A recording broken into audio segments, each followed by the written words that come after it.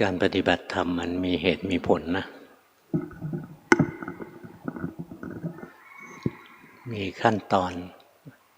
เป็นลำดับอยู่ๆก็จะปล่อยวาง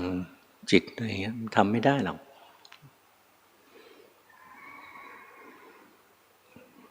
มีโยมมาถามหลวงพ่อว่าภาวนาเนี่ยต้องปล่อยวางจิตใช่ไหมใช่แต่ไม่ใช่ตอนนี้เบื้องต้นเรายังไม่ต้องพูดเรื่องปล่อยวางจิตหรอกล้างความเห็นผิดก่อนว่าตัวเรามีอยู่หรือไม่มีอยู่อะไรนี้เราเห็นผิดว่าตัวเรามีอยู่ร่างกายนี้เป็นตัวเราเวลาสุขทุกข์อะไรก็เราสุขเราทุกข์เราจำได้เราดีเราชั่วเราโลภเราโกรธเราหลงเราดูเราฟังเราได้กลิ่นเราได้รสเราสัมผัสทางกายเราคิดมันมีเราอยู่ทุกหนทุกแห่งงั้นเบื้องต้นยังไม่ต้องไปทำลายจิตต้องมีจิตก่อนมีจิตที่เป็นผู้รู้ผู้ดูก่อนการทำลายผู้รู้ทำลายจิตอะไรมันขั้นสุดท้ายของการปฏิบัติขั้นต้นๆเนี่ยถือศีลห้าไว้ต้องถือศีลห้าให้ได้ก่อนเพื่อฝึกพัฒนาเครื่องมือที่จะใช้ในการปฏิบัติพัฒนาสติพัฒนาสมาธิขึ้นมาแต่ละอย่างไม่ใช่พัฒนาง่ายๆสติเนี่ยพวกเราเคยชินกับการขาดสติจะพัฒนาจนสติอัตโนมัติเกิดไม่ใช่เรื่องง่ายต้องฝึกกันหนักหนาสาหัสฝึกอะไรฝึกเจริญสติปัฏฐานการเจริญสติปัฏฐานนั้นเบื้องต้นจะทำให้เราได้สติเบื้องปลายจะทำให้ได้ปัญญาหัดรู้สภาวะนะเช่นร่างกายหายใจออกรู้สึกร่างกายหายใจเข้ารู้สึกร่างกายยืนเดินนั่งนอนรู้สึกร่างกายเคลื่อนไหวร่างกายหยุดนิ่งรู้สึกไปมีความสุขมีความทุกข์เกิดขึ้นในร่างกายก็รู้สึกมีความสุขมีความทุกข์มีความไม่สุขไม่ทุกข์เกิดขึ้นในจิตใจก็รู้ไปตามรู้ตามเห็นเนืองจิตโลภขึ้นมาก็รู้จิตไม่โลภก็รู้จิตโกรธก็รู้จิตไม่โกรธก็รู้จิตหลงก็รู้จิตรู้ตัวขึ้นมาไม่หลงก็รู้จิตฟุ้งซ่านก็รู้จิตหดหู่ก็รู้จิตมีอุปจารสมาธิก็รู้จิตมีอัปปนาสมาธิก็รู้แต่ของเราไปไม่ถึงตรงนี้ส่วนใหญ่ก็ได้แค่จิตโลภไม่โลภโกรธไม่โกรธหลงไม่หลงฟุ้งซ่านหดหู่ได้เท่านี้ส่วนใหญ่หัดรู้สภาวะเนืองรู้บ่อยๆนะรู้บ่อยๆต่อไปจิตมันจำได้อย่างเราดูร่างกายหายใจออกรู้สึกร่างกายหายใจเข้ารู้สึกเนี่ยต่อไปพอเราขาดสติเราเห็นสาวๆเดินมาใจมันเต้นตุ้มต่อมนะราคะมันเกิดอย่างเงี้ยจังหวะการหายใจมันเปลี่ยนตรงที่จังหวะการหายใจเปลี่ยนนะถ้าเราเคยฝึกหายใจแล้วรู้สึกหายใจแล้วรู้สึกสติมันจะเกิดขึ้นหรือตรงที่ราคะมันเกิดขึ้นเราเคยฝึกรู้ราคะเกิดขึ้นเรารู้ราคะเกิดขึ้นเรารู้ไปเห็นสาวเพราะราคะเกิดอย่างเงี้ยมันก็จะรู้อัตโนมัติขึ้นมาต้องฝึกอยู่ดีๆมันทำไม่ได้หรอกจะไปปฏิบัติธรรมมันต้องฝึกให้มันมีสติก่อนถือศีลห้าไว้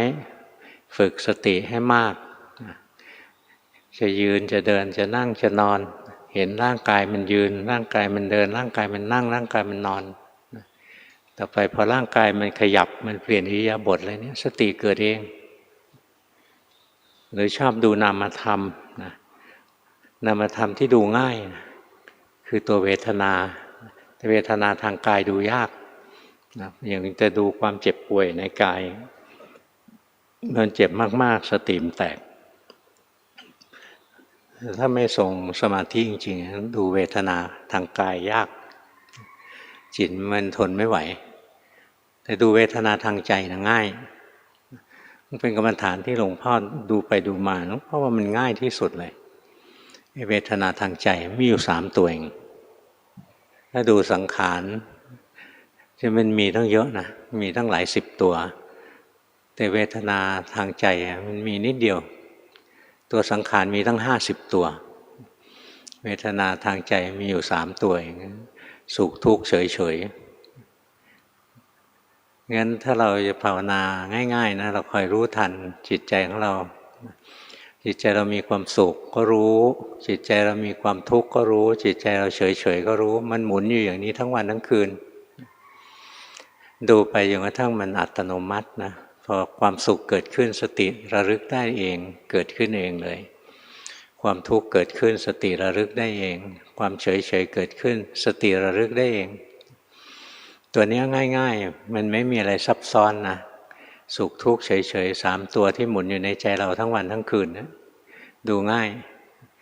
ถ้าดูสังขารนะมันมีให้ดูเยอะแยะไปหมดเลยนะโลภโกรธหลงไม่โลภไม่โกรธไม่หลงอะไรเนี้ยฟุ้งซ่านหดหู่นะดีใจเสียใจอิจฉานะกลุ้มใจกังวลกลัวอะไรเนี้ยสารพัดนะมีเยอะแยะไปหมดเลยสงบไม่สงบอย่างเงี้ยงั้นดูสังขารมีให้ดูเยอะแต่ถ้าดูเวทนาทางใจไม่ซับซ้อนอะไรง่ายๆใครๆก็ดูได้อย่างขนาดเนี้ยใจเราสุขหรือใจเราทุกข์หรือใจเราเฉยๆก็แค่นี้แหละคอยรู้คอยดูไปไม่ต้องรีบสังเกตนะอย่าพยายามไปสังเกตไปจ้องอย่าดูซิตอนนี้มันสุขหรือมันทุกข์หรือมันเฉยอะไรเงี้ยมันจะดูอะไรไม่รู้เรื่องเพราะตอนนั้นสติไม่เกิดโลภะมันเกิดมันอยากรู้ว่าตอนนี้จิตใจเรามีเวทนาตัวไหนเวทนาเป็นธรรมะเป็นสภาวะธรรมที่เกิดร่วมกับจิตทุกดวงเพราะฉะนั้นเวทนาเนี่ยมีในจิตทุกดวงนะจิตบางดวงมีแต่อุเบกขาไม่สุขไม่ทุกข์นะจิตบางดวงมีความสุขจิตบางดวงมีความทุกข์เอาแน่ไม่ได้จิตที่เป็นกุศลเนี่ยก็จะมีความสุขกับมีอุเบกขาจิตที่เป็นอกุศลเนี่ยนะมีความสุขก็ได้อย่างจิตที่มีราคะเนี่ยมีความสุขได้จิตที่มีโทสะมีความทุกข์ได้จิตที่มีโมหะเนี่ยประกอบอยู่ในจิตที่มีราคะประกอบอยู่ในจิตที่มีโทสะราคะโทสะจะเกิดได้ต้องมีโมหะเกิดร่วมด้วยไม่งั้นมันเกิดไม่ได้ถ้าไม่หลงสักอย่างเดียวมันก็ไม่โลภถ้าไม่หลงสักอย่างหนึ่งมันก็ไม่โกรธก็เท่านั้นแหละเนี่ยมันมีเยอะนะงั้นเราคอยรู้คอยดูเวทนาในใจเราเนี่ยมันไม่ยากอ่ะมันมี3ตัวเอง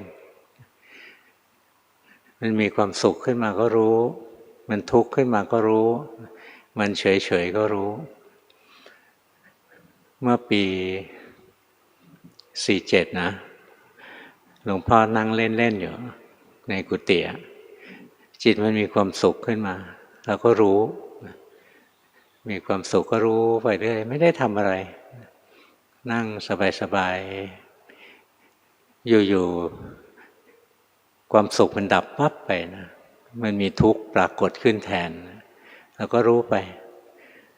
ตัวไหนเกิดก็รู้ตัวนั้นไม่ต้องเที่ยวแสวงหาว่าตอนนี้สุขหรือทุกข์หรือเฉยถ้าแสวงหาจะไม่เจอไม่ต้องแสวงหาอะไรดูง่ายๆกรรมฐานตัวนี้หลวงพ่อว่ามันง่ายที่สุดแล้ว เรารู้จักไหมเวลาสบายใจมีความสุขใจรู้สึกไหมยากไหมที่จะรู้ไม่ยากใครๆก็รู้ได้แต่หาคนที่จะสนใจรู้นั้นไม่ค่อยได้อย่างเวลาเรามีความสุขเกิดขึ้นเราจะไปสนใจสิ่งที่มาเร้าทำให้เรามีความสุขอย่างเห็นรูปสวยๆแล้วมีความสุขนะแทนที่จะเห็นว่าจิตกำลังมีความสุขนะมันจะไปสนใจรูปที่ทำให้มีความสุขอย่างเห็นสาวงามมาเนี่ยแล้วมีความสุขราคะมันเกิดมันมีความสุขขึ้นมา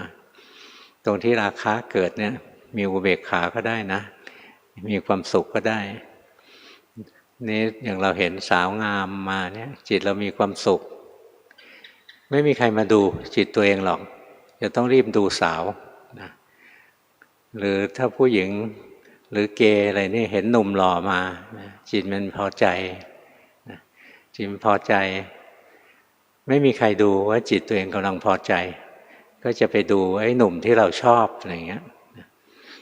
นะหรือเห็นข้าวของเครื่องเพชรเครื่องอะไรนะจิตมันโลภอยากได้ไม่มีใครดูว่าจิตอยากได้มีแต่ว่าไปดูของที่อยากได้มันแค่นี้เองที่ทำให้เราไม่สามารถเห็นสภาวะธรรมได้คือเราไม่ใส่ใจที่จะดูหลวงปู่ดูลท่านถึงสอนนะบอกว่าการปฏิบัตินั้นไม่ยากเฉพาะผู้ไม่ปฏิบัติเพราะในที่ว่ายากนั้นเพราะไม่ได้ปฏิบัติถ้าปฏิบัติก็คือจิตมีความสุขก็รู้จิตมีความทุกข์ก็รู้จิตเฉยๆก็รู้แค่นี้ก็เรียกว่าปฏิบัติแล้วเนี่ยเฝ้ารู้เฝ้าดูไปนี่คนทั้งหลายมัวแต่สนใจในรูปในเสียงในกลิ่นในรสในสัมผัสทางกายหรือในเรื่องราวที่คิดอย่างคิดอะไรเพลินๆไปแล้วก็มีความสุขขึ้นมาอย่างคนแก่นะคิดถึงอดีตเนี่ยมีความสุขเด็กๆก็ฝันเฟื่องไปถึงอนาคตแล้วก็มีความสุขโตขึ้นเราจะเป็นนักบินอวกาศจะเป็นโน่นจะเป็นนี่อะไรเพลินไปมีความสุขมันไม่ได้ย้อนมาดูว่าตอนนี้จิตสุขหรือทุกข์หรือเฉยๆถ้าย้อนมาสังเกตเรื่อยๆนะต่อไปมันจะเห็นเลยจิตสุขก็ไม่เที่ยงจิตทุกข์ก็ไม่เที่ยงจิตเฉยๆก็ไม่เที่ยงจิตสุขเราก็สั่งให้มันสุขอย่างเงี้ยตลอดก็ไม่ได้จิตทุกข์เราห้ามมันทุกข์ก็ไม่ได้จิตเฉยๆนะเราไปสั่งให้มันสุขให้มันทุกข์อะไรขึ้นมาอย่าเฉยนานเลยมันก็ห้ามไม่ได้เนี่ยเฝ้ารู้เฝ้าดูไปนะจนเห็นความจริงจิตมันเป็นอนัตตามันสั่งไม่ได้บังคับไม่ได้ไม่อยู่ในอำนาจของเราที่จะสั่งตามใจชอบเนี่ยเฝ้าดูไปนะจะเห็นนะเฝ้าดูแค่เวทนา3ตัวนั่นนะสุดท้ายมันจะเห็นจิตเองแหละไม่เที่ยงเป็นทุกข์เป็นอนัตตาเห็นซ้ำแล้วซ้ำอีกนะดูไปเรื่อยๆมันจะเข้าใจธรรมะขึ้นมาเวลาเราดูกายานุปัสสนาเนี่ยเวลาเข้าใจธรรมะก็เข้าใจทั้งกายทั้งจิตเวลาเราดูเวทนาเราก็เข้าใจทั้งกายทั้งจิตมันจะเห็นไปหมดมันเนื่องกันไปหมดได้อันหนึ่งก็จะได้อีกอันหนึ่งอัตโนมัติขึ้นมาคล้ายๆกสิณเหมือนกันนะกสิณนะมี10อย่างนะสีเขียวสีเหลืองสีแดงสีขาวเนี่ยนี่กสิณสีกสิณธาตุดินน้ำไฟลมนะแล้วก็มีช่องว่างต่ออะไรมี10ตัวกสิณถ้าฝึกได้ตัวหนึ่งนะอีก9ตัวไม่ยากละอย่างตัวแรกฝึกกว่าจะสำเร็จอาจจะใช้เวลาเป็นปีๆแต่ตัวหลังๆมันจะใช้เวลาสั้นลงเพราะมันจะเกี่ยวเนื่องกันไปหมดมันแบบเดียวกันงั้นอย่างเราดูในขันธ์5เราเนี้ยถึงเริ่มต้นดูกายเวลารู้ก็รู้แจ้งทั้งขันธ์5ถึงจะดูจิตมันก็รู้แจ้งทั้งขันธ์5อย่างทำไมดูจิตแล้วรู้ทันว่ารูปไม่ใช่เราอย่างเงี้ยตามองเห็นใช่ไหมจิตเราถึงเปลี่ยนรูปที่ตาเห็นมันบังคับได้ไหมจงเห็นแต่รูปที่ดีจงอย่าเห็นรูปเลวอย่างเงี้ยเราสั่งตาได้ไหมเราสั่งตาเราไม่ได้ว่าจงเห็นแต่ของดีใช่ไหม นี่มันเห็นของดีบ้างเห็นของไม่ดีบ้างนะจิตก็เลยสุขบ้างทุกข์บ้างเนี่ยเราดูเวทนานะเราก็เห็นทั้งกายเห็นทั้งจิตดูจิตที่เป็นกุศลอกุศลนะเราก็เห็นทั้งกายเห็นทั้งจิตงั้นดูธรรมะอันใดอันหนึ่งเนี่ยสามารถรู้แจ้งแทงตลอดนะสามารถทำพระนิพพานให้แจ้งได้ปล่อยวางได้ทั้งกายทั้งจิตนะงั้นบางท่านนะดูกายเป็นหลักเลยอย่างท่านพระอานนท์ท่านดูกายนะจนถึงวันสุดท้ายคืนสุดท้ายก่อนที่จะเป็นพระอรหันต์นะคืนก่อนวันสังคายนาในพระไตรปิฎกบอกว่าพระอานนท์ยังราตรีให้ล่วงไปด้วยกายคตาสติเป็นส่วนมากกายคตาสติตัวนี้ไม่ใช่ดูผมขนเล็บฟันหนังนะเป็นปฏิกูลเป็นอสุภะอะไรงั้นไม่ใช่กายคตาสติตัวนี้ก็คือกายานุปัสสนาสติปัฏฐานนะท่านดูกายลงไปนะตามรู้กายไปอาจจะรู้การหายใจรู้อิริยาบถนะมีสัมปชัญญะรู้ความเคลื่อนไหวความหยุดนิ่งหรือเห็นความเป็นธาตุของร่างกายเป็นวัตถุธาตุในคัมภีร์ไม่ได้ระบุละเอียดว่าท่านเห็นกายในบัพพะไหนในส่วนไหนในแง่มุมไหนพูดแต่ว่าท่านเจริญกายคตาสติเป็นส่วนมากนี่กายคตาสติตัวนี้หมายถึงกายานุปัสสนาสติปัฏฐานซึ่งมันมีหลายบัพพะหลายหมวดนะแต่บางหมวดนะไม่ทำให้บรรลุพระอรหันต์หรอกอย่างพิจารณาเป็นปฏิกูณอสุภะอะไรพวกนี้เป็นสมถะเนี่ยพระนนท์นะท่านดูกายของท่านแล้วก็ลุ้นพรุ่งนี้เป็นวันสังคายนาผู้เข้าร่วมสังคายนาเนี่ยควรจะเป็นพระอรหันต์มีแต่พระอรหันต์ที่เข้าร่วมท่านไม่เป็นก็พยายามเดินจงกรมนั่งสมาธิอะไรเงี้ยดูกายเป็นส่วนมากแล้วส่วนน้อยทำอะไรถ้าเราเป็นนักปฏิบัติเราจะรู้ในคัมภีร์ไม่ได้เขียนไว้แต่ถ้าเราภาวนาเรารู้นะส่วนน้อยก็คือจิตมันรวมลงไปดูกายเนี่ยนะเจริญปัญญาอยู่นะจิตจะพลิกเข้ามาทำสมถะเป็นช่วงไปนี่ท่านกำลังมุ่งเจริญปัญญาอยู่ท่านไม่ทำสมาธิเราแช่อยู่นานๆนะท่านก็เวลาส่วนใหญ่นะท่านก็ดูกายส่วนน้อยจิตมันก็รวมลงไปพักเป็นระยะไปแต่สุดท้ายท่านก็รู้สึกว่าเราทำไม่ได้หรอกเอนตัวลงนอน ท่านนอนบนเตียงแคบๆทำไมหลวงพ่อรู้ว่าเตียงแคบๆหลวงพ่อเคยลองแล้วล่ะอ่านพระไตรปิฎกนะบอกพระนอนเนี่ยศีรษะไม่ทันถึงหมอนเท้าไม่ทันพ้นจากพื้นก็บรรลุพระอรหันต์เท้ายังเหยียบพื้นอยู่เลยนะเอ็นลงไปเนี่ยถ้าเตียงกว้างๆทำไม่ได้เตียงกว้างๆต้องปีนขึ้นบนเตียงก่อนนะเท้าพ้นพื้นไปก่อนนะนี่เตียงแคบๆหมอนก็อยู่ข้างเตียงนี่เองแสดงว่ามันไม่ใช่เตียงใหญ่โตอะไรหรอกเอ็นศีรษะลงไปนะเท้ายังไม่ทันจะพ้นตรงนั้นท่านหมดความจงใจท่านหมดความจงใจท่านเดินสติเดินปัญญามาเต็มเหนียวแล้วนะก็รวมลงไปทีเดียวก็ตัดเป็นพระอรหันต์ได้เพราะฉะนั้นดูกายนะก็ทำที่สุดแห่งทุกข์ได้นะดูเวทนาก็ทำที่สุดแห่งทุกข์ได้อย่างท่านพระโมคคัลลาสารีบุตรนี้ท่านดูเวทนาดูจิตก็ทำที่สุดแห่งทุกข์ได้อย่างท่านพระอนุรุตเนี่ยท่านพระอนุรุตนะตอนได้โสดาแล้วเนี่ยท่านก็มาภาวนาแล้วท่านก็ชอบนะที่จะดูสัตว์โลกมีทิพจักษุนะเที่ยวดูจักรวาลโน้นจักรวาลนี้อะไรก็ดูได้นะดูสัตว์ทั้งหลายตั้งพันโลกธาตุนะเกิดดับในเวลาครู่เดียวนี่ท่านดูไปมันก็เกิดดับนะทำไมไม่บรรลุพระอรหันต์สักทีเลยมาถามพระสารีบุตรว่ากระผมนะมีทิพจักษุเลิศกว่าเทวดาและมนุษย์ทั้งหลายกระผมเห็นโลกธาตุตั้งพันโลกธาตุเกิดดับในเวลาครู่เดียวทำไมกระผมยังไม่บรรลุพระอรหันต์สักทีพระสารีบุตรก็สอนบอกว่าตรงที่ท่านบอกว่าท่านมีทิพจักษุ เลิศกว่าเทวดาและมนุษย์ทั้งหลายเนี่ยเป็นความถือตัวของท่านเป็นมานะนะเป็นมานะอย่างยิ่งเป็นอติมานะกูแน่กว่าคนอื่นนี่เป็นกิเลสตัวที่หนึ่งท่านเห็นโลกธาตุทั้งพันโลกธาตุเกิดดับในเวลาครู่เดียวนี่ส่งจิตออกนอกจิตฟุ้งซ่านนะไม่รู้ว่าจิตฟุ้งซ่านนี่กิเลสตัวที่สองแล้วเสร็จแล้วทำไมผมไม่บรรลุพระอรหันต์สักที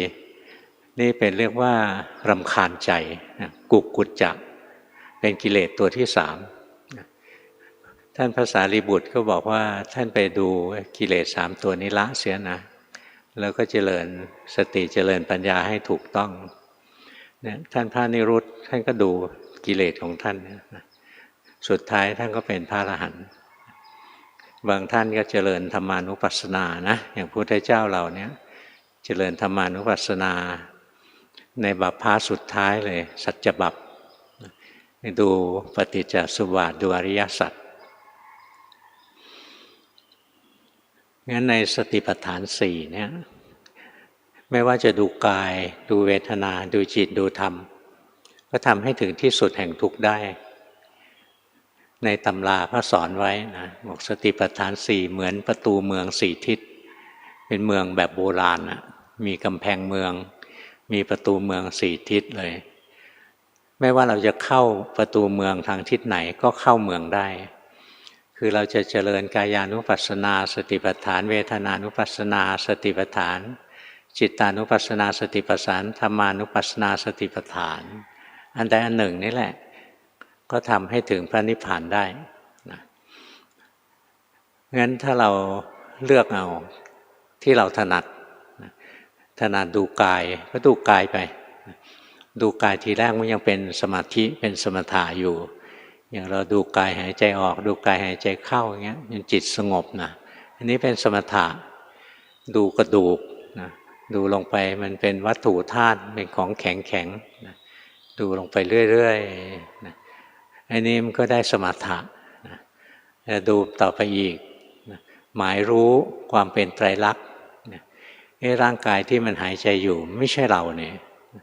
มันตัวอะไรตัวหนึ่งมันหายใจอยู่มันไม่ใช่เราหายใจแล้วเราเป็นแค่คนรู้จิตเป็นแค่คนรู้นะหรือร่างกายกระดูกอะไรอย่างนี้นะมันไม่ใช่ตัวเรานะเป็นวัตถุธาตุพอตายไปก็ต้องเอาวัตถุอันนี้คืนโลกเผาไปเหลือกระดูกก็เอาไปทิ้งนะจะใส่เจดีย์ใส่โยนทิ้งแม่น้ำหรืออะไรก็ตามมันก็คืนให้สู่โลกทั้งสิ้นไม่ใช่ตัวเราไม่ใช่ของเราอย่างนี้เรียกว่ามันเดินปัญญานะมันเห็นจริงๆร่างกายเป็นอนิจจังร่างกายเป็นทุกข์ร่างกายไม่ใช่เราอย่างร่างกายเป็นทุกข์เนี่ยเช่นเราหายใจออกรู้สึกหายใจเข้ารู้สึกนะเราจะรู้เลยที่เราต้องหายใจออกแล้วหายใจเข้าหายใจเข้าแล้วหายใจออกนี่เพื่อหนีทุกข์หายใจเข้าอย่างเดียวมันทุกข์ก็ต้องหายใจออกหายใจออกอย่างเดียวก็ทุกข์ก็ต้องหายใจเข้านะหมุนเวียนเปลี่ยนแปลงไปเรื่อยเนี่ยร่างกายทำไมต้องยืนเดินนั่งนอนเปลี่ยนอิริยาบถอยู่ในอิริยาบถอันใดอันหนึ่งมันทุกข์นั่งนานมันทุกข์เดินนานมันทุกข์นั่งนอนนานมันก็ทุกข์นะยืนนานมันก็ทุกข์มันถึงต้องเปลี่ยนอิริยาบถเพราะงั้นร่างกายเนี่ยถูกความทุกข์บีบคั้นอยู่ทุกอิริยาบถเนี่ยเวลาเห็นนะมันเห็นนะไม่ใช่คิดนะมันเห็นมันรู้สึกเอาร่างกายนี้มันไม่เที่ยงจริงนะมันทุกข์จริงนะมันไม่ใช่ตัวเราเป็นวัตถุของโลกเนี่ยอย่างนี้เรียกว่าเราเจริญปัญญาแต่ทีแรกมันก็ต้องมีสมถะก่อนมีสมาธิก่อนนะเวลาเราไปดูกายทีแรกเราก็ไปเพ่งกายนะก็ได้สมถะอย่างเราไปเพ่งท้องเนี่ยนะเห็นท้องพองเห็นท้องยุบนี่คือสมถะ 100% นะแต่ถ้าเห็นว่าท้องที่พองท้องที่ยุบไม่ใช่เราเป็นวัตถุธาตุที่กำลังกระเพื่อมเข้ากระเพื่อมออกนะร่างกายเนี่ยเหมือนถุงหนังใบหนึ่งมีธาตุไหลเข้ามีธาตุไหลออกมีลมเข้าไปลมออกมาอะไรเงี้ยไม่ใช่ตัวเราไม่ใช่ของเราไม่ใช่คนไม่ใช่สัตว์ไม่ใช่เราไม่ใช่เขาอันนี้ต้องเห็นถ้าคิดเอาก็ยังไม่เป็นวิปัสสนาแต่ถ้าดูท้องพองดูท้องยุบเฉยๆดูยกเท้าย่างเท้าดูหายใจเข้าดูหายใจออกดูยืนเดินนั่งนอนอันนี้ได้แต่สมถะได้แต่สมาธิต้องเห็นไตรลักษณ์ถึงจะใช้ได้ดูเวทนาก็แบบเดียวกัน เราก็จะเห็นเลยความสุขความทุกข์ความไม่สุขไม่ทุกข์เนี่ยเราสั่งไม่ได้ตรงที่เราเห็นว่าเราสั่งไม่ได้นี่เรียกว่าเห็นอนัตตาแล้วความสุขเกิดขึ้นในใจเราอยู่ชั่วคราวก็หายไปความทุกข์ในใจเราอยู่ชั่วคราวแล้วก็หายไปความเฉยเฉยไม่สุขไม่ทุกข์เกิดขึ้นในจิตใจอยู่ชั่วคราวแล้วก็หายไปตัวนี้แสดงความไม่เที่ยงเนี่ยเฝ้ารู้เฝ้าดูนะเห็นได้ของไม่เที่ยงนะตัวเวทนาเนี้ยก็ไม่ใช่ตัวเราเพราะฉะนั้นจิตที่เป็นผู้ไปรู้เวทนาเนี้ยเกิดร่วมอยู่กับเวทนาเนี้ยมันก็พลอยไม่เที่ยงไปด้วยไม่จะรู้ทั้งกายรู้ทั้งจิตนั่นแหละรู้ทั้งเวทนานะรู้ไปหมดอ่ะมันเนื่องกันไปหมดค่อยๆฝึกไปนะนี่ก็ง่ายที่สุดแล้วล่ะตอนนี้สุขหรือทุกข์หรือเฉยๆแค่รู้อย่างเนี้ยรู้ไปเรื่อยๆต่อไปพอรู้ชำนาญขึ้นมันจะละเอียดขึ้นนะมันจะรู้เลยว่าไอ้สุขไอ้ทุกข์เนี่ยมีภาษาแขกมันเรียกมีอามิตรหรือไม่มีอามิตรมีสิ่งเร้าหรือไม่มีสิ่งเร้า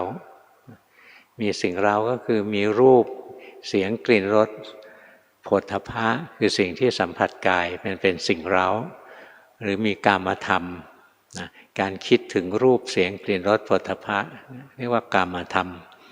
สิ่งเหล่านี้เป็นสิ่งเร้าอย่างเราคิดถึงความสุขในอดีตเลยนะแต่เนี้ยใจมันก็พลอยมีความสุขไปด้วยหรือว่าคิดถึง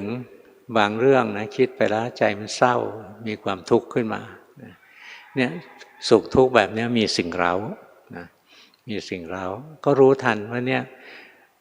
สุขแบบมีสิ่งเร้าทุกข์แบบมีสิ่งเร้านะเฝ้ารู้เฝ้าดูไปมันเห็นเองอันเนี้ยมันละเอียดขึ้นมาเองค่อยๆรู้ค่อยๆเห็นไปสุขไม่มีสิ่งเร้าก็มีนะอุเบกขาไม่มีสิ่งเร้าก็มีอย่างเวลาเราภาวนาของเราเนี่ยเราเดินกวาดวัดเราอยู่ดีๆอยู่ๆนะความสุขมันผุดขึ้นมาจากกลางอกผุดปุ๊บขึ้นมาอันนี้ไม่มีสิ่งเร้าสิ่งเร้าเนี่ยหมายถึงกามคุณอารมณ์นะถ้าเป็นเรื่องฌานสมาบัติเรื่องสมาธิอะไรเงี้ยถือว่าไม่มีสิ่งเร้าอย่างที่พวกเราอยู่เฉยๆแล้วความสุขมันผุดขึ้นมาเป็นความสุขที่ไม่มีสิ่งเร้าจิตมันมีสมาธิขึ้นมาอย่างคนทั่วๆไปบางทีก็มีอุปจารสมาธิบางทีก็มีคณิกะสมาธิส่วนใหญ่ก็แค่คณิกะนะอยู่ๆใจมันรู้สึกตัวขึ้นแวบหนึ่งนะมีความสุขผุดขึ้นมาแล้วเนี่ยขึ้นด้วยคณิกะสมาธิบางทีก็มีอุปจารสมาธิใจมันอยู่กับปฏิภาคนิมิตอะไรเงี้ยแต่สมาธิบางอย่างนะถึงจะเป็นอัปปนาสมาธิก็ไม่ผ่านปฏิภาคนิมิตนะอย่างเราเจริญเมตตาเนี่ยนะแผ่เมตตาไปเรื่อยๆถึงสัตว์ทั้งหลายไม่ต้องมานั่งท่องอะไรยาวหรอกนะตอนแรกๆยังแผ่ไม่เป็นก็ท่องไปก่อน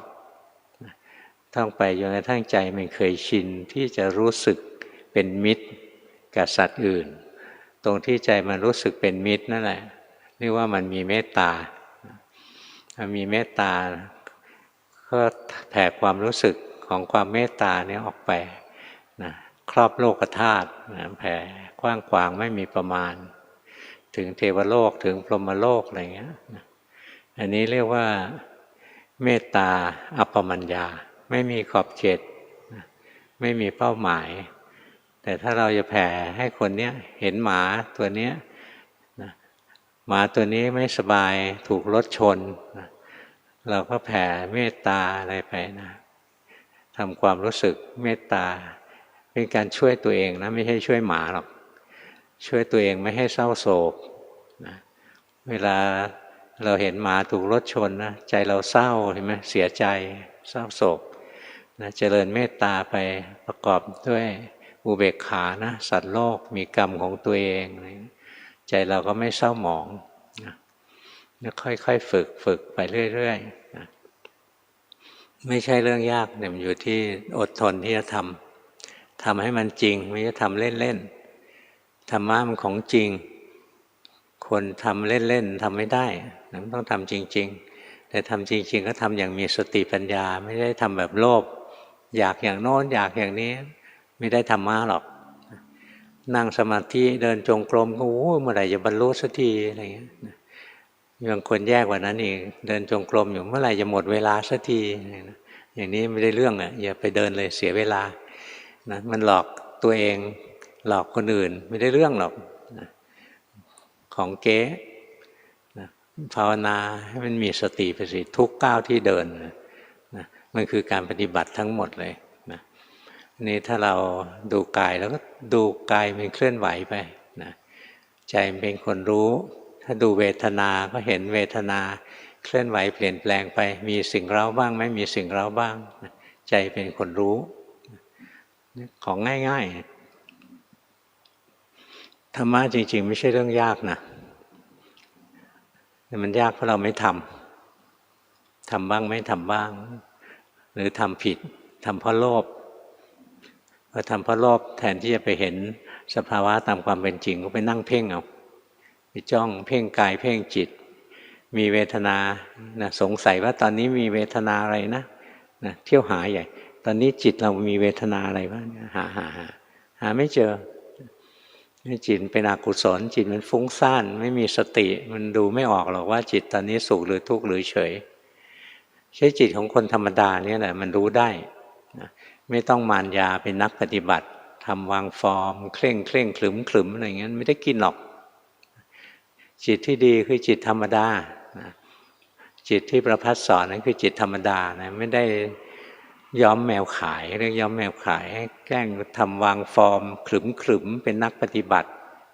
จิตอย่างนั้นเอาไปทำอะไรไม่ได้นอกจากนำความทุกข์มาให้ตัวเอง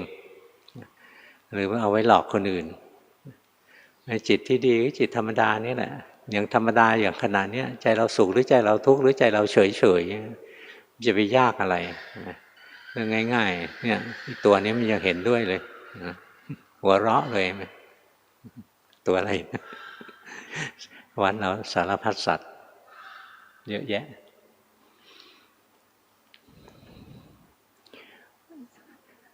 งั้นเบื้องต้นนะฝึกให้ได้สติให้ใจอยู่กับเนื้อกับตัวแล้วเจริญปัญญาไปเรื่อยๆดูกายดูเวทนาดูจิตอะไรเงี้ยดูไปเรื่อยๆสุดท้ายมันก็จะรู้แจ้งแทงตลอดนะว่าขันธ์ห้านี้รูปธรรมนามธรรมทั้งหลายที่ประกอบกันเป็นตัวเราเนี้ยไม่ใช่ตัวเราของเราตัวเราไม่มีเนี่ยเราได้ปัญญาขั้นที่หนึ่งละปัญญาขั้นต้นแล้วก็เรียนรู้กายเรียนรู้ใจของเราต่อไปทำกรรมฐานอย่างเดิมนั่นแหละแล้วเวลารู้แจ้งนะมันจะมาแจ่มแจ้งมันจะวางกายได้ก่อน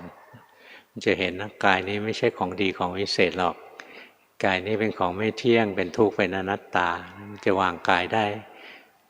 ตรงที่มีปัญญาเห็นความจริงของกายว่าเป็นตัวทุกข์ทุกข์เพราะไม่เที่ยงทุกข์เพราะเป็นทุกข์ทุกข์เพราะเป็นอนัตตาเนี่ยตัวนั้นเป็นปัญญาขั้นกลางเสร็จแล้วเนี่ยจิตมันถึงจะรวมลงมาที่จิตพอมันผ่านกายแล้วนะมันวางของหยาบไปแล้วมันก็จะเหลือแต่ของละเอียดก็คือเข้ามาที่นามธรรมทั้งหลายนะมาภาวนาเรียนรู้นามธรรมทั้งหลายลงไปให้จะเห็นนะมันจะมีสังโยชน์ซ่อนอยู่ที่นามธรรมตัวเนี้ยตั้ง5ตัวนะ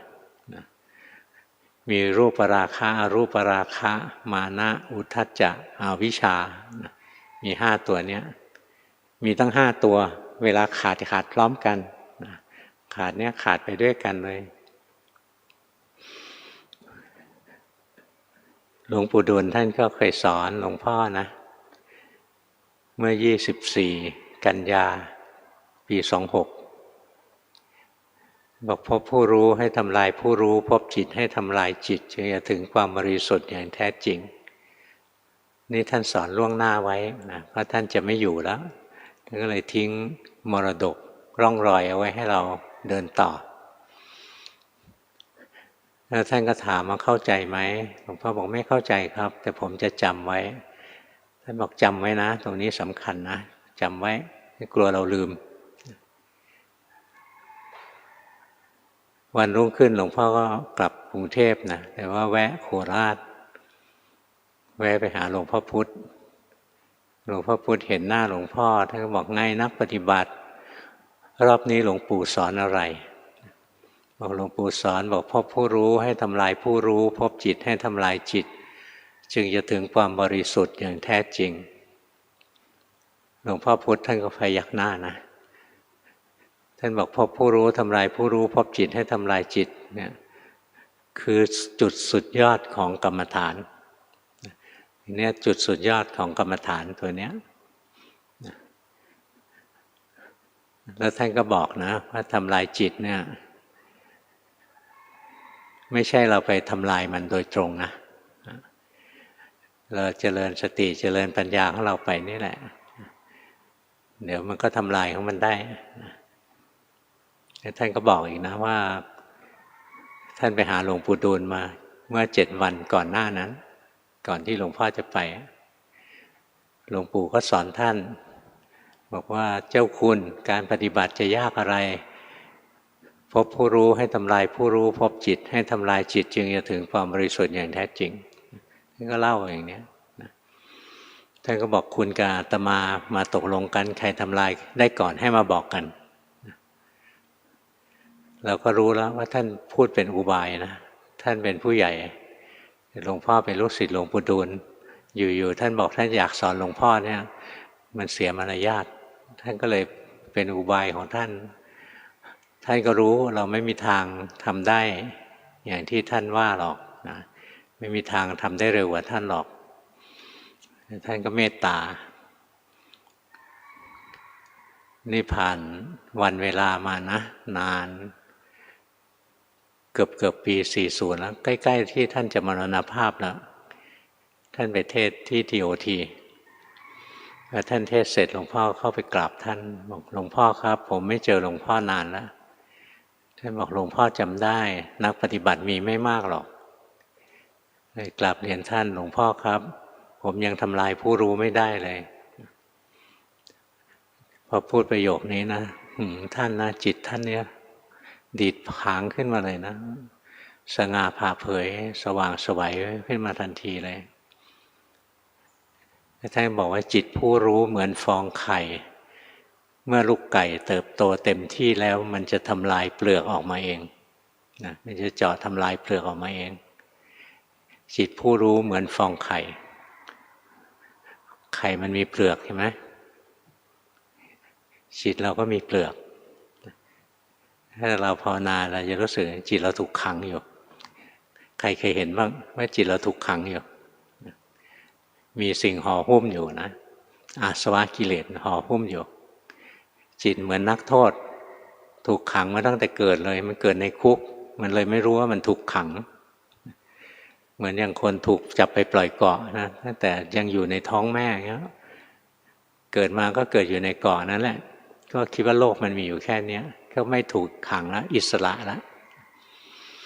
นี่จิตของเราเนี่ยมันถูกอาสวะกิเลสห่อหุ้มอยู่เหมือนเปลือกไข่ท่านบอกลูกไก่โตเต็มที่นะมันจะเจาะทำลายเปลือกออกมาเองอะไรได้ยินนะเราก็ใจก็โล่งเลยสบายก่อนหน้านี้เราคิดหาทางเจาะเปลือกแล้วมันเจาะไม่ได้ทำไงก็เจาะไม่ได้ก็รอเวลาว่าให้มันเจาะเองภาวนาไปเรื่อยภาวนาไปนะก็จะเห็นว่าโอ้จิตเนี่ยบางทีมันก็ปล่อยวางจิตบางทีมันก็หยิบฉวยจิตนะอันนี้เห็นมาตั้งแต่เป็นโยมนะไปถามหลวงปู่สุวัตหลวงปู่สุวัตท่านก็บอกไม่ได้ถามหรอกนะคิดจะถามแล้วเข้าไปกราบท่านจิตมันวางอยู่แล้วรีบเอาไปให้ท่านดูจะถามท่านว่าทำไงมันจะวางตลอดท่านไปหาท่านที่สวนทิพย์ในซอยวัดกู้พอถึงเวลาพระก็เข็นรถเข็นท่านออกมานะท่านเป็นอัมพาตท่านเราก็กราบคนไปกันเยอะเหมือนกันท่านก็ยิ้มไปยิ้มมานะแล้วท่านก็พูดบอกว่าจิตนะบางทีมันก็ปล่อยวางจิตพอปล่อยวางจิตแล้วมันก็หยิบจิตขึ้นมาอีกนะทำยังไงมันก็ไม่ยอมวาง จนเห็นจิตมันเป็นไตรลักษณ์มันก็วางของมันเองท่านตอบให้อย่างนี้เราก็ต้องเห็นไตรลักษณ์ของจิตนะเพราะงั้นที่โยมถามว่าทำไงจะปล่อยวางจิตได้จะต้องปล่อยวางจิตไหมต้องปล่อยแต่ไม่ใช่ตอนนี้ก็ต้องผ่านกระบวนการเรียนรู้ตัวเองมาเยอะแยะเลยเริ่มตั้งแต่ต้องถือศีลนะต้องฝึกสติต้องฝึกสมาธิที่ดีต้องฝึกการเจริญปัญญาให้เข้มข้นนะขยันนะถึงเวลาก็จะเกิดปัญญาเป็นลำดับไปปัญญาขั้นแรกเห็นว่าตัวเราไม่มีปัญญาขั้นที่สองเห็นว่าร่างกายที่เราเคยเห็นว่าเป็นตัวเราแต่เดี๋ยวนี้เห็นว่าไม่ใช่เราอ่ะจริงๆแล้วมันเป็นตัวทุกข์ทุกข์เพราะไม่เที่ยงทุกข์เพราะถูกบีบคั้นนะทุกข์เพราะว่าบังคับไม่ได้เห็นตรงนี้แล้วมันจะเข้ามาที่จิตนะแล้วก็จะเห็นนะตัวจิตนั่นแหละก็ตกอยู่ใต้ไตรลักษณ์พอเห็นว่าจิตก็ตกอยู่ใต้ไตรลักษณ์จิตก็จะปล่อยวางจิตได้หลวงปู่ดูลย์ถึงใช้คำบอกว่าจิตเห็นจิตอย่างแจ่มแจ้งเป็นมรรคอันนี้ท่านพูดแบบเกรงใจเดี๋ยวคนมันจะหาเรื่องท่านถ้าจะพูดเต็มยศเลยเต็มภูมิเลยก็คือจิตเห็นจิตอย่างแจ่มแจ้งเป็นอรหัตตมรรคนะมันถึงขั้นอรหัตตมรรคเลยเห็นจิตอย่างแจ่มแจ้งเห็นยังไงก็เห็นว่าจิตเองก็ตกอยู่ใต้ไตรลักษณ์นั่นแหละเห็นจิตอย่างแจ่มแจ้งนะเพราะฉะนั้นเราคอยรู้คอยดูนะทีแรกต้องฝึกให้ได้จิตก่อน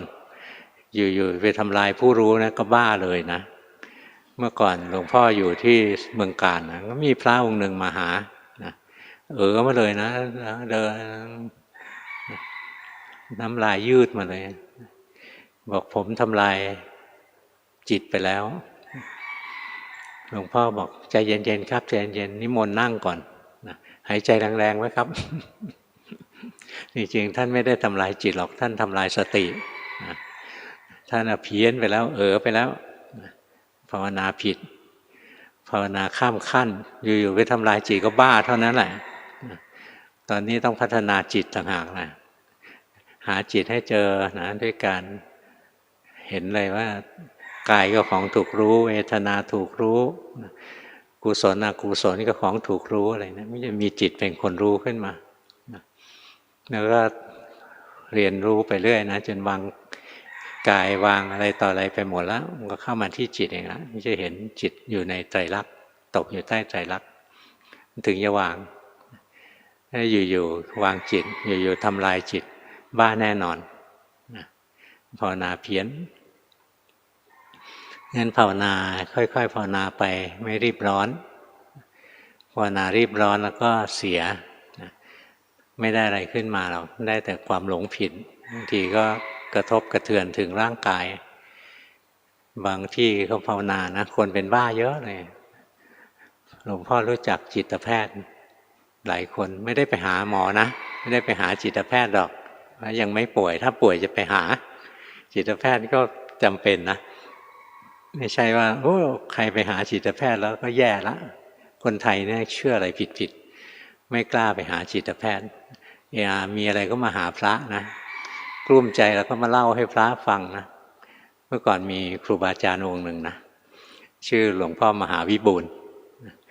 อยู่ที่แม่สอดนะท่านเข้ามากรุงเทพมาอยู่ที่วัดอินทารามบ่อยๆคนนั้นชอบไปเล่าสารพัดปัญหาให้ท่านฟังเลยนะโอ้ยเรื่องเครียดๆทั้งนั้นเลยแต่ละคนลูกศิษย์ท่านก็ถามว่าหลวงพ่อฟังมากๆแล้วเป็นไงครับปวดหัวท่านบอกว่าปวดหัวปวดศีรษะแล้วหลวงพ่อทำไงครับฉันพาราเพราะฉะนั้นอย่ามากวนพระนะมีปัญหาทางจิตทางใจก็ไปหาจิตแพทย์เขาเรียนมาโดยตรงงั้นภาวนานะค่อยๆทำไปอย่ารีบแต่อย่าขี้เกียจค่อยๆดูค่อยๆรู้ไปทุกวันถึงเวลามันก็จะผ่านไปเองมันจะเห็นขันธ์ห้านี้ไม่ใช่เราไม่มีเราในขันธ์ห้านี้ไม่มีเราที่ไหนเลยต่อไปมันจะเห็นนะ รูปธรรมทั้งหลายนะซึ่งมันก็ครอบคลุมทั้งรูปภายในรูปภายนอกด้วยนะล้วนแต่ไม่เที่ยงเป็นทุกข์เป็นอนัตตาใจก็หมดความยินดียินร้ายในรูปกามและปฏิฆะก็ขาดก็พ้นจากกามพ้นจากปฏิฆะก็ภาวนาต่อไปนะจนกระทั่งเห็นแจ้งออกมาที่ตัวจิตเห็นจิตมันเกิดดับจิตไม่มีรูปร่างไม่มีร่องรอยนะเราเห็นความเกิดดับของจิตเห็นความเป็นไตรลักษณ์ของจิตได้เนี่ยอาศัยสิ่งที่เกิดร่วมกับจิตอย่างเราอาศัยเวทนาเกิดร่วมกับจิตเงี้ยเราก็จะเห็นว่าจิตสุขเกิดแล้วดับจิตทุกข์เกิดแล้วดับจิตเฉยๆเกิดแล้วดับนะหรืออาศัยกุศลอกุศลเกิดร่วมกับจิตจิตมีราคะมันเกิดแล้วก็ดับจิตไม่มีราคะเกิดแล้วก็ดับจิตมีโทสะเกิดแล้วก็ดับจิตไม่มีโทสะเกิดแล้วก็ดับนี่ก็อาศัยโทสะนะเพราะฉะนั้นตัวจิตเนี่ยดูตรงๆไม่ได้เราจะเห็นจิตเกิดดับได้นะต้องมีตัวอื่นมาประกอบนะมันทำให้เราเห็นว่าจิตแต่ละดวงไม่เหมือนกันที่จริงจิตทุกดวงก็เหมือนกันนะคือจิตเป็นธรรมชาติรู้นะแต่ว่ามันเจือปนด้วยสิ่งอื่นเข้ามามันทำให้จิตแต่ละดวงเนี่ยแสดงอาการที่แตกต่างกันออกมาอย่างจิตสุขกับทุกข์เนี่ยมันมีอาการไม่เหมือนกันจิตดีจิตชั่วอะไรเนี่ยก็อาการไม่เหมือนกันนะจิตโลภโกรธหลงก็อาการไม่เหมือนกันงั้นเราจะเห็นจิตมันวิจิตรคือมันพัฒนาเปลี่ยนแปลงมากมายวิจิตรพิสดารมากมายนะอาศัยสิ่งที่เกิดร่วมกับจิตนะที่เรียกว่าเจตสิกหรือถ้าเราดูละเอียดขึ้นไปนะเราอาศัยยตนะก็ได้นะอย่างจิตที่ไปดูก็ดวงหนึ่งจิตที่รู้ก็ดวงหนึ่งจิตที่ไปฟังก็ดวงหนึ่งจิตที่รู้ก็ดวงหนึ่งจิตที่ไปดมกลิ่นก็ดวงหนึ่งจิตที่รู้ก็ดวงหนึ่งนะจิตที่คิดก็ดวงหนึ่งจิตที่รู้ก็ดวงหนึ่งอย่างนี้เราก็จะเห็นจิตเกิดดับแต่อาศัยการเห็นจิตเกิดดับผ่านทางอายตนะนะจะผ่านทางเจตสิกคือองค์ธรรมที่เกิดร่วมกับจิตก็ได้จะดูผ่านอายตนะที่เกิดของจิตก็ได้จิตเกิดที่ตาที่หูที่จมูกที่ลิ้นที่กายที่ใจถ้าถามว่าจิตมันเกิดที่ไหนก็ต้องตอบได้มันเกิดที่ตาหูจมูกลิ้นกายใจนะเราจะเห็นนะจิตที่ตาก็ไม่เที่ยงจิตที่หูก็ไม่เที่ยงจิตที่ไหนๆก็ไม่เที่ยงเนี่ยดูอย่างนี้ก็ได้แต่ดูตัวนี้ยากนิดนึงนะดูจิตสุขจิตทุกข์จิตดีจิตชั่วอะไรพวกนั้นดูง่ายกว่าดูง่ายดูยากไม่สำคัญหรอกสุดท้ายมันก็เข้าใจธรรมะอันเดียวกันคือจิตทุกชนิดไม่ใช่ตัวเราไม่ใช่ของเราจิตทุกชนิดเป็นตัวทุกข์นะมันทุกข์เพราะอะไรทุกข์เพราะไม่เที่ยงทุกข์เพราะถูกบีบคั้นอย่างจิตที่มีความสุขก็ถูกบีบคั้นให้หมดไปสิ้นไปนะทุกข์เพราะว่าไม่อยู่ในอำนาจบังคับนี่เรียกว่าอนัตตางั้นคำว่าเห็นทุกข์เห็นทุกข์เนี่ยคือเห็นอนิจจังทุกขังอนัตตานั่นแหละเรียกว่าเห็นทุกข์นะเห็นอนิจจังทุกขังอนัตตาที่ไหนก็ที่ขันธ์ห้าที่รูปนามเฝ้ารู้เฝ้าดูลงไปก็จะเข้าใจขันธ์ห้ามตัวทุกข์นี่หว่าจิตมันก็อยู่ในตัวขันธ์ห้านั่นแหละอยู่ในวิญญาณขันธ์ก็จะเห็นโอ้มันก็ทุกข์ทั้งหมดเลยเห็นแล้วมันก็จะวางขั้นสุดท้ายก็วางจิตก็เป็นอิสระขึ้นมาค่อยๆฝึกไปนะไม่รีบแต่ไม่ขี้เกียจวันนี้เท่านี้แหละนะพอละ